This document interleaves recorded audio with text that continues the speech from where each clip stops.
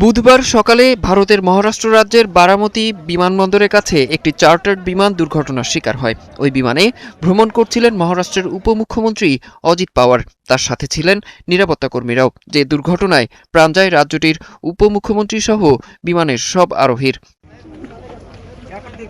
ভারতীয় সংবাদ মাধ্যমগুলো জানায়, মহারাষ্ট্রের জেলা পরিষদ নির্বাচনী প্রচারের জন্য মুম্বাই থেকে বারামতির উদ্দেশ্যে রওনা হন রাজ্যের উপমুখ্যমন্ত্রী ও ন্যাশনাল কংগ্রেস পার্টির নেতা অজিত।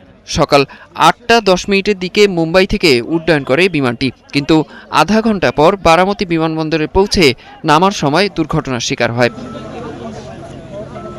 ফ্লাইট রাডার 24-এর তথ্য অনুযায়ী আধা ঘন্টা পর রাডার থেকে বিচ্ছিন্ন হয়ে যায় বিমানটি। অবতরণের চেষ্টা করার সময় এটি বিধ্বস্ত হয়।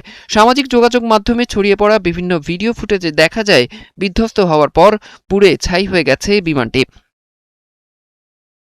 এদিকে অজিত পাওয়ারের মৃত্যুতে দুঃখ প্রকাশ করেছেন ভারতের প্রধানমন্ত্রী নরেন্দ্র মোদী। সামাজিক যোগাযোগ মাধ্যম এক্সে দেয়া এক পোস্টে তিনি লেখেন, অজিত পাওয়ার ছিলেন জনগণের নেতা। এই জননেতার অকাল মৃত্যু মর্মান্তিক এবং দুঃখজনক। এ সময় অজিত পাওয়ারের আত্মার শান্তি কামনা করেন নরেন্দ্র মোদী। অরিসুল ইসলাম, ৭১।